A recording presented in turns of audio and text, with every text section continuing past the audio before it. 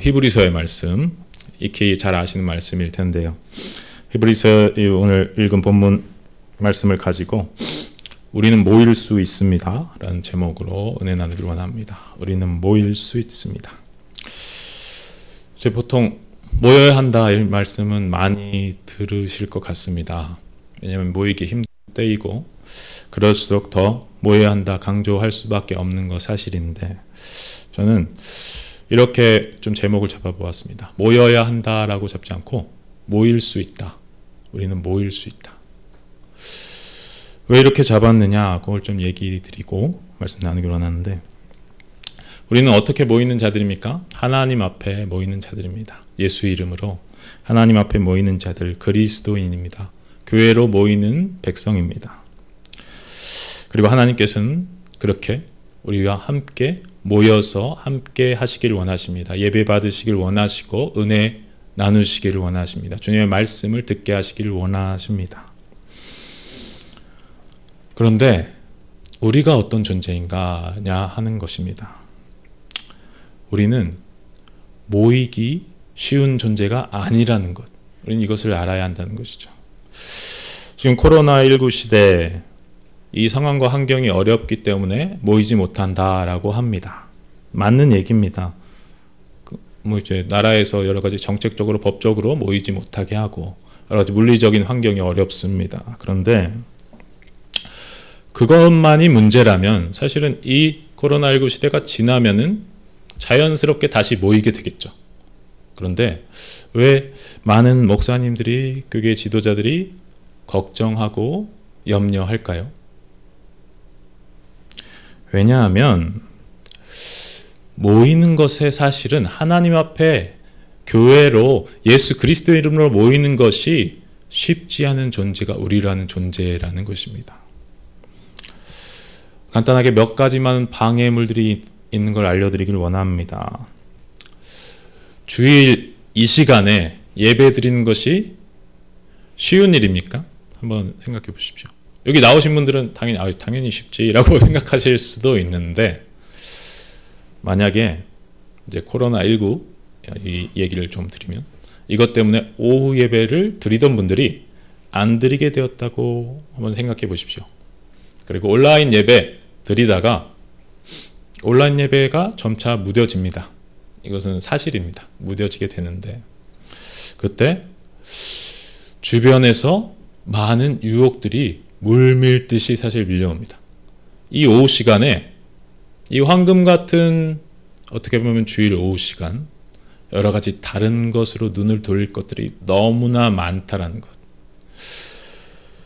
그러한 유혹들이, 세상의 즐거움을 함께 누리자는 유혹들이 얼마나 많이 밀려드는가. 특히 더 젊은 분들에게는 더 그러할 것입니다. 그리고 우리가 모이는 것을 정말 싫어하는 악한 영의 세력이 있다는 것을 우리는 기억해야 합니다. 우리가 모이는 것을 싫어합니다. 가능하면 발이라도 걸어서, 어떻게 하면 사고라도 나게 해서 예배 못 나가게 하려는 악한 영의 발광이 분명히 있다라는 것이죠.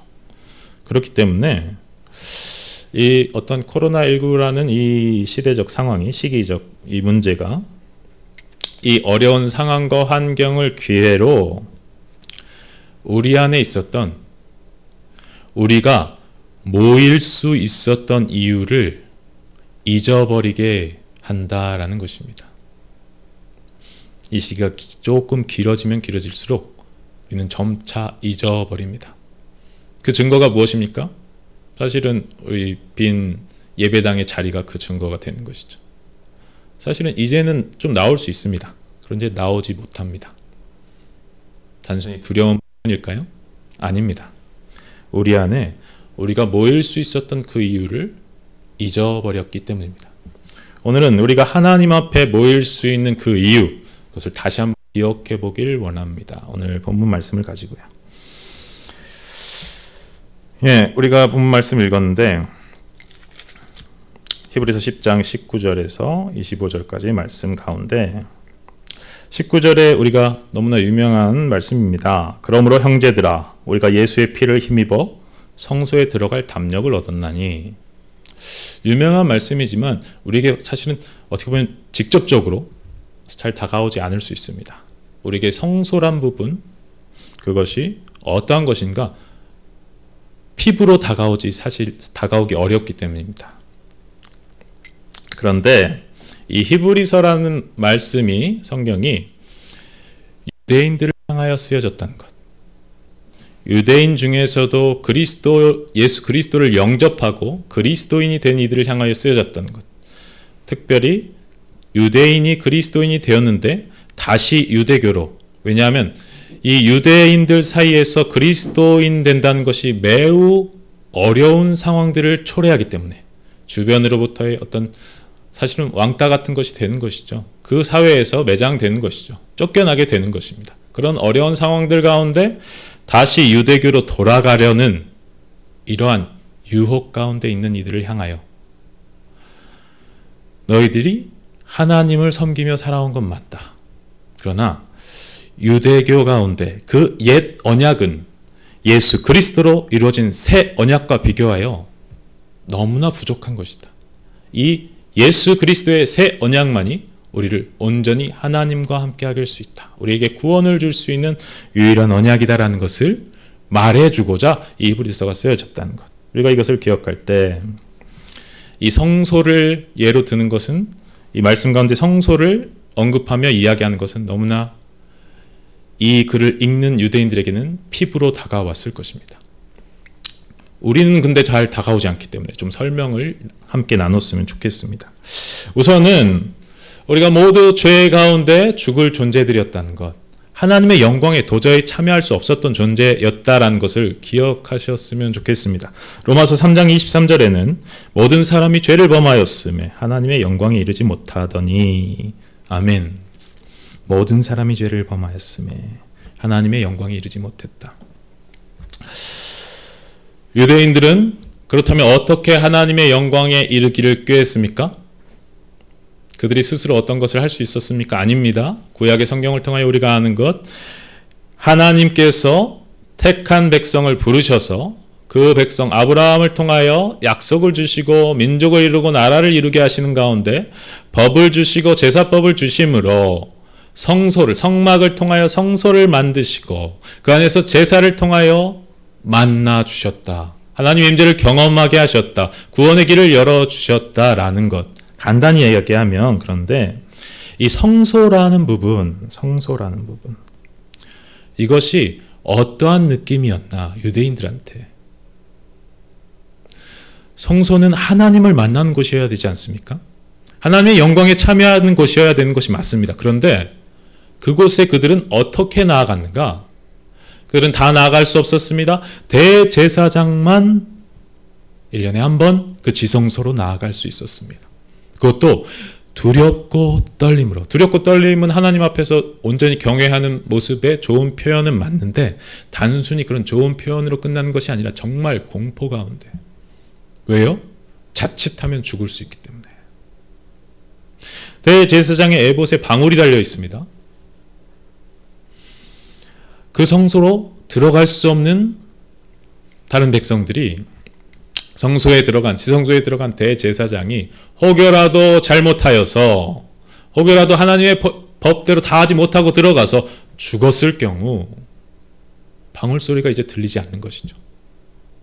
또 다른 전승도 있습니다.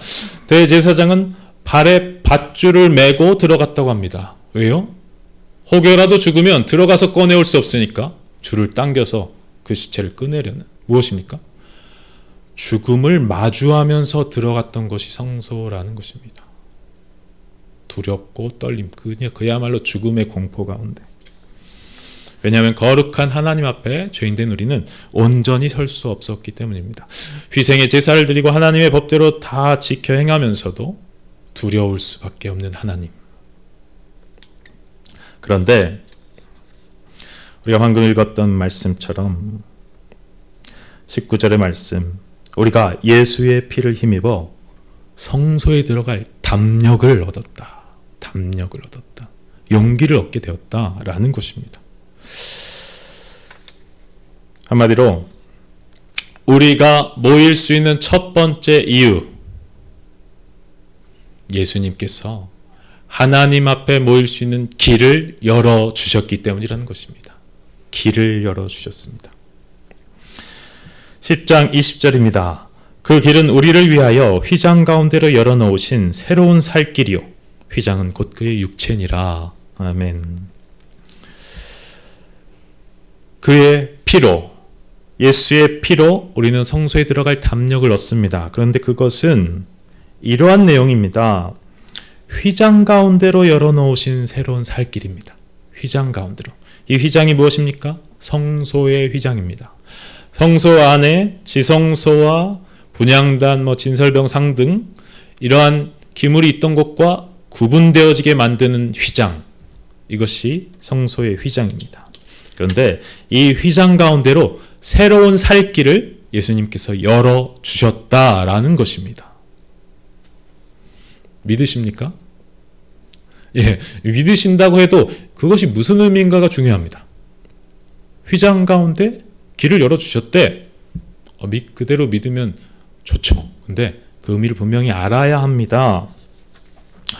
이 휘장은 우리가 이렇게 사실 어떤 성막을 상상하고 이렇게 글을 읽고, 또 그림도 요즘엔 자료가 좋은 게 많이 있습니다. 성막을 상상하고 성소를 그려보면서 어떠한 이렇게 커튼 같은 것이 쳐져 있고 그 너머에 이제 언약궤가 있다, 법궤가 있다라고 생각하면 될 것 같은데, 이 커튼 같은 휘장이 우리가 생각하는 커튼과는 매우 다른 커튼이라는 것입니다. 우리가 생각하는 커튼은 어떤 커튼입니까? 하늘하늘하죠. 이렇게 손으로 촥 치면 촥 펴져지고 손으로 쫙 당기면 촥 펼쳐지고. 그런데 이 성소의 휘장은 그러한 커튼이 아닙니다. 이 성소의 휘장을 좀 설명드리길 원하는데, 이 성소의 휘장은 24개의 실로 꼬아 만든 줄을 72개를 모아서 섞어 짜서 만든 천이라고 합니다. 무슨 의미냐면, 간단히 얘기하면은 엄청나게 크고 두꺼운 천이라는 것입니다. 솔로몬의 성전이 높이가 30규빗이었다고 기록합니다. 그런데 이 예수님의 시대 이 헤롯 성전은 그보다 더 크게 지었다고 합니다. 40규빗 정도. 그렇다면은 이 지성소의 휘장은 대략 이렇게 학자들이 얘기합니다.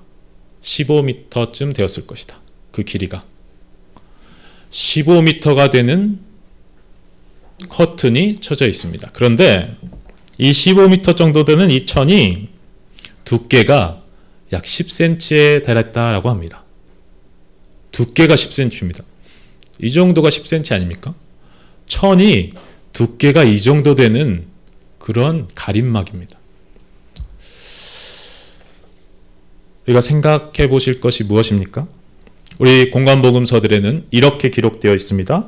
마태복음 27장 51절에 이에 성소 휘장이 위로부터 아래까지 찢어져 둘이 되고 땅이 진동하며 바위가 터지고, 마가복음 15장 38절 이에 성소 휘장이 위로부터 아래까지 찢어져 둘이 되니라. 누가복음 23장 45절 성소의 휘장이 한가운데가 찢어지더라. 이거 어떤 때에 있었던 일입니까? 예수님께서 십자가에서 숨이 지실 때 일어났던 일입니다. 예수님께서 십자가에서 살과 피를 찢으시고 흘리셨을 때 이 성소의 휘장이 찢어져 나갔다라는 것입니다. 이 성소의 휘장이 가운데가 찢어져 둘이 되고 성소로 들어갈 수 있는, 지성소로 들어갈 수 있는 길이 열려졌다라는 것입니다. 그런데 제가 말씀드렸죠. 이 성소의 휘장이 사람이 찢을 수 있는 그런 물건이 아닙니다. 어떤 물리력으로 쉽게 찢을 수 있는 물건이 아닙니다.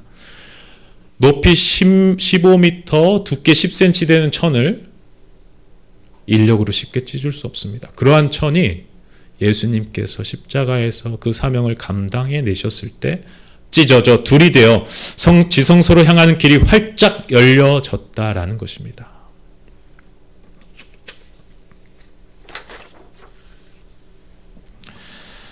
자, 우리는 이 사건을 어떻게 이해해야 하겠습니까? 이 찢어진 휘장이 우리에게 주는 의미가 무엇인가? 예수님이 죽는 그 순간에 휘장이 찢어진 것은 보혈을 흘리신 그분의 희생이 죄를 위한 충분한 속죄였다.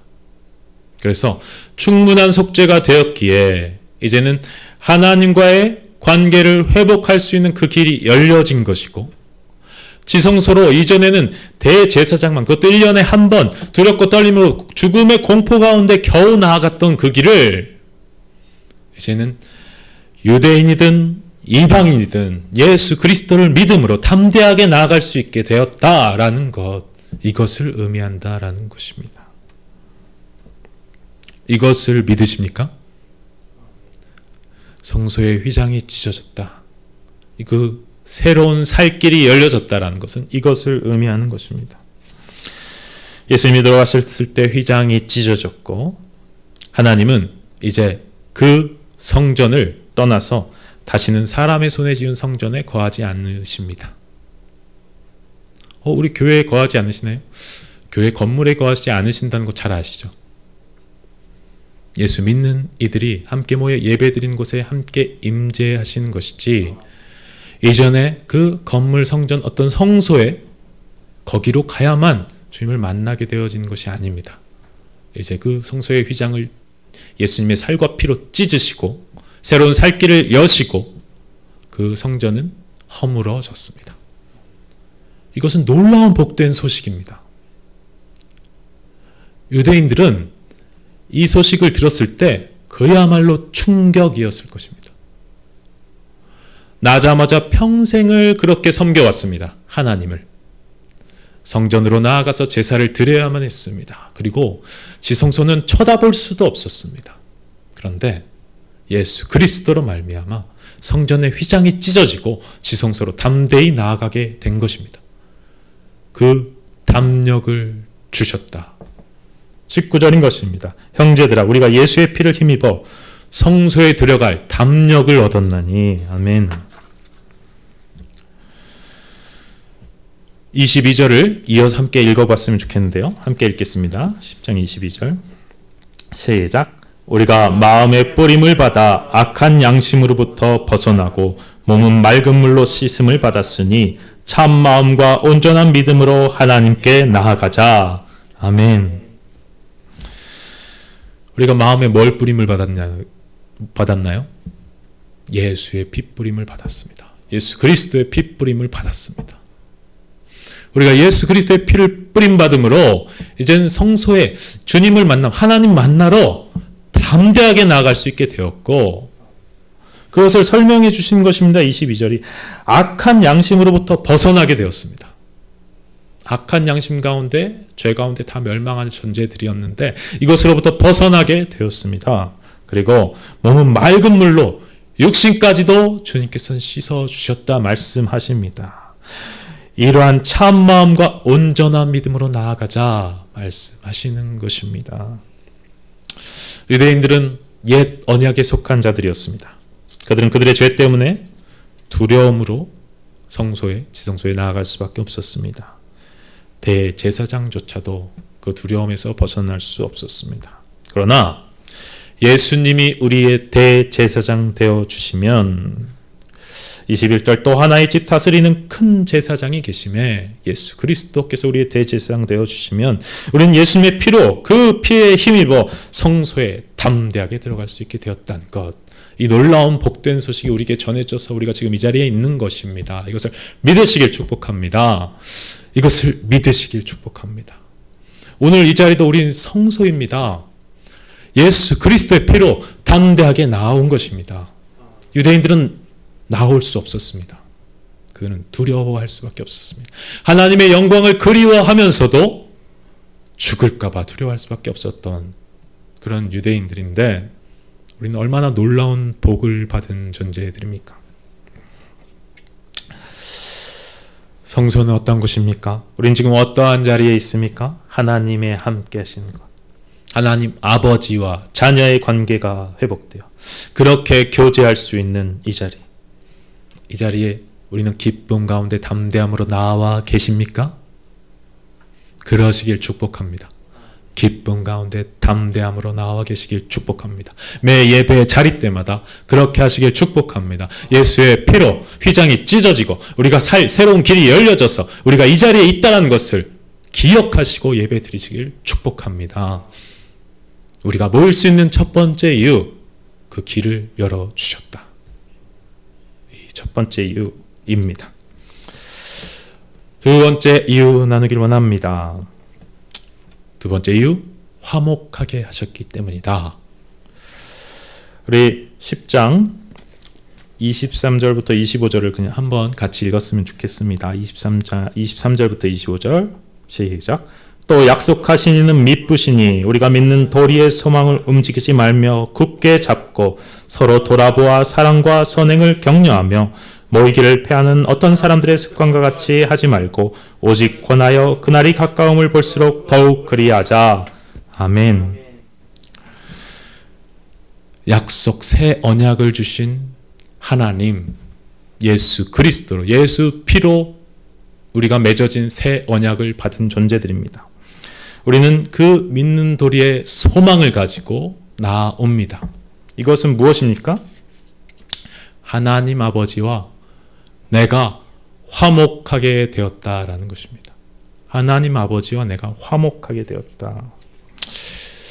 기우라는 이 어떤 고사성어를 아실지 모르겠습니다. 기우, 기나라 사람의 걱정, 뭐 이런 뜻인데요. 글자 그대로 하면 춘추 전국 시대에 기나라 사람이 있었는데 늘 걱정이 많은 사람이었다고 합니다. 하늘이 무너질까, 땅이 꺼질까, 하늘에 해와 달과 별들이 쏟아질까, 이런 걱정을 했다라는 거죠. 그런데 저는 이 기우라는 고사성어의 뜻은 쓸데없는 걱정을 하는 사람을 의미하는데 저는 좀 다르게 생각해 봅니다. 사실은 이 기나라 사람이 매우 영적으로 민감한 사람이었다. 왜요? 우리는 다 하늘의 진노 아래 살아가는 존재들입니다. 왜요? 죄 가운데 있으면 하늘의 진노가 기다리고 있습니다. 죄 가운데 있으면 언제 진노가 떨어질지 알지 못한 존재입니다. 그런데 그것을 그냥 모르고 살아가는 것. 근데 이 기나라 사람은 그것을 알았던 것이 아닐까요? 조금은 느꼈던 것이 아닐까요?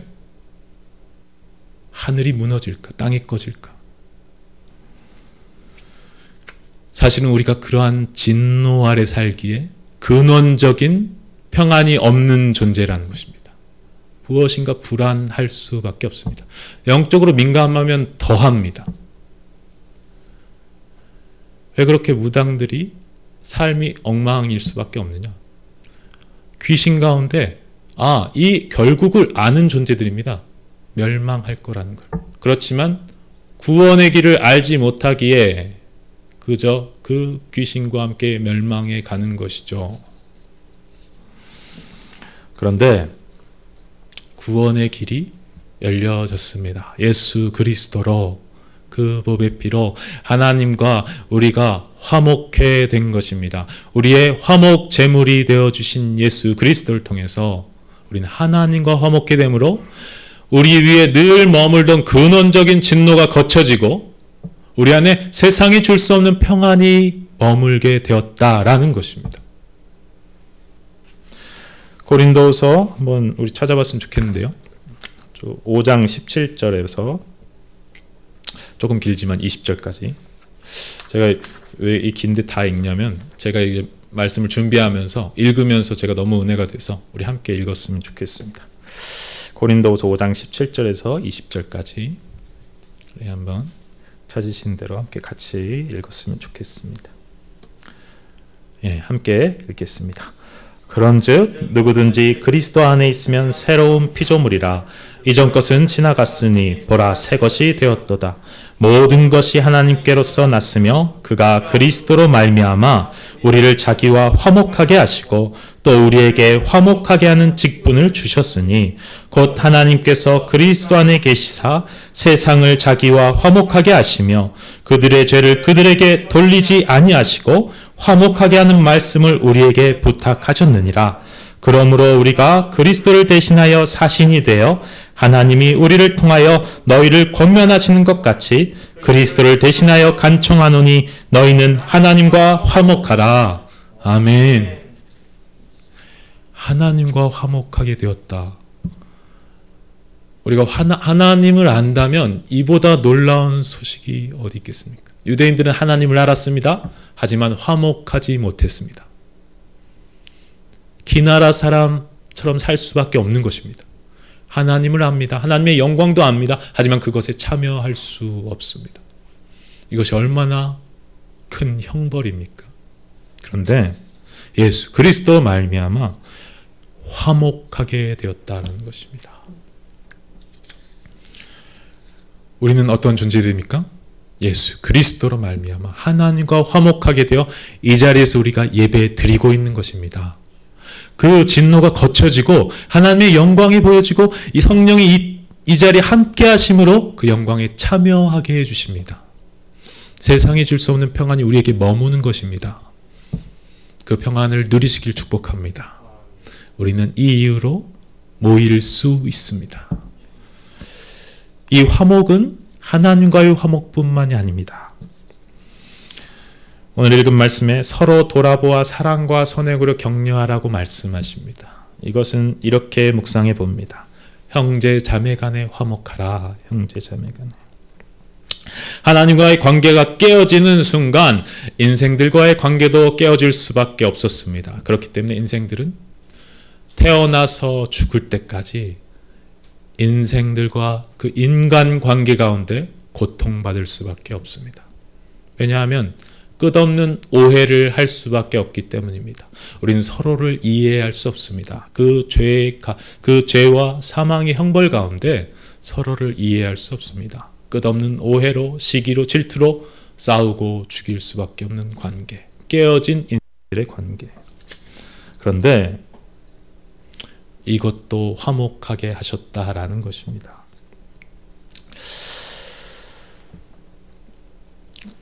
교회 안에 이런 깨어짐이 있는 것을 사실은 잘 아실 것 같습니다. 히브리서가 오늘 이 서로 돌아보아 사랑과 선행으로 격려하라고 할 때 이것은 교회 안에 깨어짐이 있었다라는 것입니다.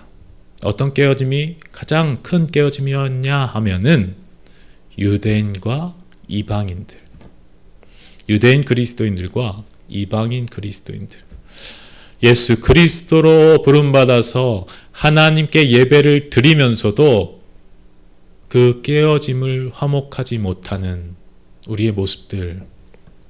그러나 분명히 말씀을 주십니다.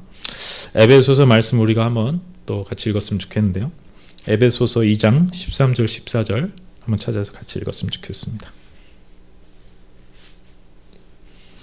에베소서 2장 13절 14절.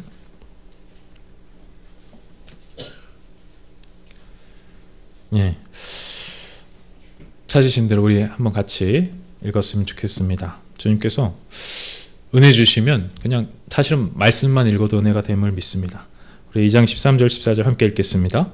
이제는 전에 멀리 있던 너희가 그리스도 예수 안에서 그리스도의 피로 가까워졌느니라. 그는 우리의 화평이신지라. 둘로 하나를 만드사 원수된 것 곧 중간에 막힌 담을 자기 육체로 허시고. 아멘. 이 둘은 분명히 짚는 대상이 있었습니다. 무엇이냐면 유대인과 이방인이었습니다. 유대인 그리스도인, 이방인 그리스도인, 물과 기름처럼 잘 융화되지 못했습니다. 이것은 비단 이때의 모습뿐입니까? 아닙니다. 오늘 사는 우리 이 대한민국 기독교인들 가운데도 교회 안에서도 이런 유대인과 이방인의 모습이 있지 않습니까? 수많은 유대인과 이방인들의 모습으로 교회가 깨어지고 고통받습니다. 저도 그런 깨어진 교회를 경험한 어떤 청년회 때 그런 깨어진 교회를 경험을 했습니다. 그러한 것을 몇 번 말씀을 나눈 기억이 있는데요. 그런데 예수 그리스도의 피로 가까워졌다라고 말씀하셨다는 것을 그때는 몰랐습니다. 이 말씀을 깨닫지 못했던 것일 수도 있죠. 그는 우리의 화평이라고 말씀하십니다. 둘로 하나를 만드신다고 말씀하십니다. 원수된 그 막힌 담을 자기의 육체로 하셨다라고 말씀하십니다. 예수 그리스도를 믿고 예수 그리스도를 따르는 제자들이라면 우리가 어떻게 우리 사이에, 우리 가운데 형제자매 사이에 막힌 담을 둘 수가 있겠습니까? 예수님께서 그 육신으로 그 살과 피를 찢고 흘리심으로 그 막힌 담을 허셨다고 하는데 우리가 어떻게 그 막힌 담을 다시 쌓을 수 있겠느냐라는 것입니다. 우리가 이 말씀 앞에 무릎 꿇기를 축복합니다. 19절부터 22절을 한번 더 읽었으면 좋겠습니다. 함께 읽겠습니다. 그러므로 이제부터 너희는 외인도 아니요 나그네도 아니요 오직 성도들과 동일한 시민이요 하나님의 권속이라. 너희는 사도들과 선지자들의 터위에 세우심을 입은 자라. 그리스도 예수께서 친히 모퉁이돌이 되셨느니라. 그의 안에서 건물마다 서로 연결하여 주 안에서 성전이 되어가고 너희도 성령 안에서 하나님이 거하실 처소가 되기 위하여 그리스도 예수 안에서 함께 지어져 가느니라. 아멘. 교회의 하나됨, 이 말씀 가운데 분명히 말씀하고 계심을 믿습니다. 우리는 교회 안에서도 이 나그네와 같은 모습, 외인 같은 모습 얼마나 많습니까? 그것은 자의이든 타의이든 너무나 힘든 일들입니다. 그런데 분명히 말씀해 주십니다. 오직 성도들과 동일한 시민이고 하나님의 권속이다 말씀해 주십니다. 어떻게요? 그 예수 그리스도께서 친히 모퉁이돌이 되어주셔서, 모퉁이돌이 무엇입니까? 그 코너스톤 아닙니까? 코너. 이 벽과 이 벽을 이어주는 코너스톤. 이 벽과 이 벽이 절대 이어지지 못할 거라고 세상은 말합니다. 그런데 예수님께서 친히 자기를 내어주심으로 모퉁이돌이 되어주셔서 연결되게 하셨다.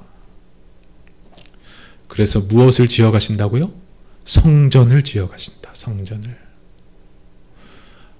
예수 그리스도께서 우리의 화평이 되시고 우리를 하나 되게 하심으로 성전을 지어가시는데 우리가 이것에 당연히 참여해야 되지 않겠습니까?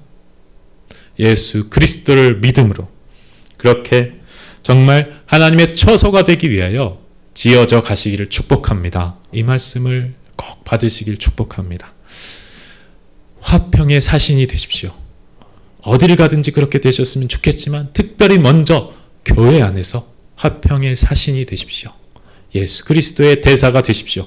화평케 하는 그 대사가 되시길 축복합니다. 두 번째 이유는 화목하게 하셨기 때문에 하나님과 화목하고 형제 자매 간에 화목하고. 마지막 세 번째 이유, 우리가 모일 수 있는 세 번째 이유, 다시 오실 주님을 기다리게 하셨기 때문이다. 이렇게 묵상합니다. 히브리서 10장 25절입니다. 모이기를 패하는 어떤 사람들의 습관과 같이 하지 말고 오직 권하여 그날이 가까움을 볼수록 더욱 그리하자. 모이라 말씀하시는데 어떻게 해요? 그날이 가까움을 볼수록. 그날은 무슨 날입니까? 우리에게 그날은, 더 데이, 그날은 무슨 날입니까? 우리에게 마라나타의 신앙이 있습니까? 예수 그리스도를 기다리는 신앙이 있습니까? 예수 그리스도를 기다리는 신앙.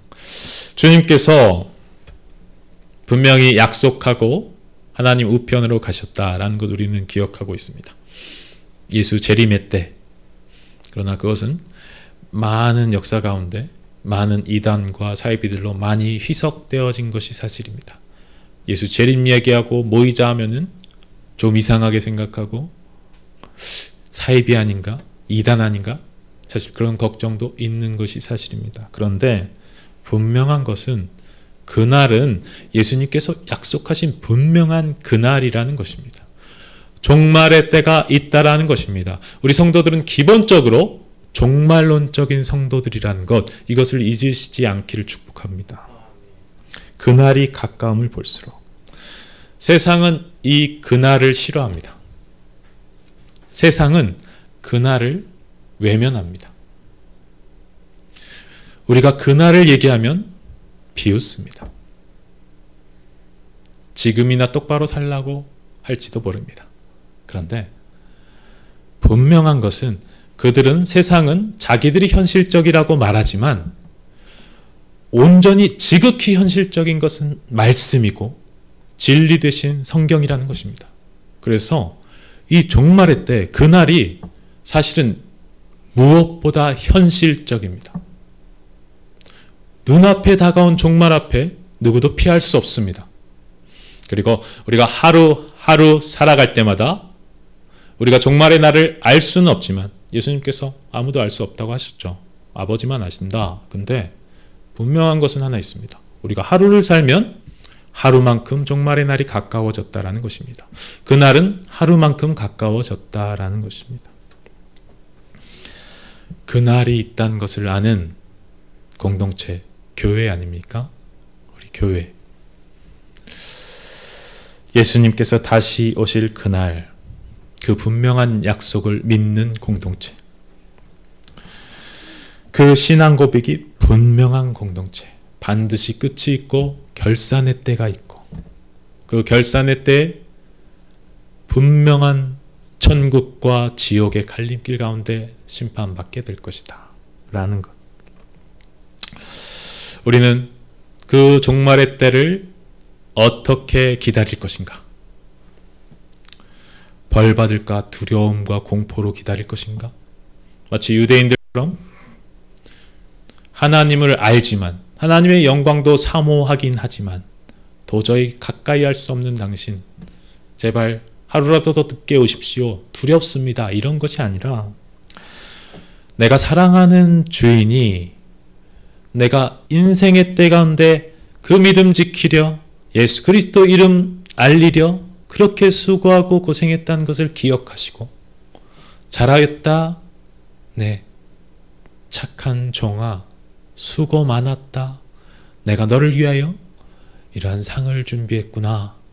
이렇게 맞아주실 주님을 기대함으로 기다릴 것인가. 우리는 분명한 선택을 해야 된다는 것입니다. 종말론적 성도. 종말론적 성도가 건강한 성도이고 우리들이 그 믿음 가운데 예수 그리스도를 믿는 믿음 가운데 모이기를 힘쓸 수 있는 이유. 이 종말을 우리는 기다리는 자들이기 때문에 주인을 기다리는 종들이기 때문에 아버지를 기다리는 자녀들이기 때문에 라는 것 기억하시길 축복합니다. 정리합니다. 우리는 모일 수 있습니다. 우리는 모일 수 있습니다. 모여야 한다라고 말하지 않겠습니다. 모일 수 있습니다.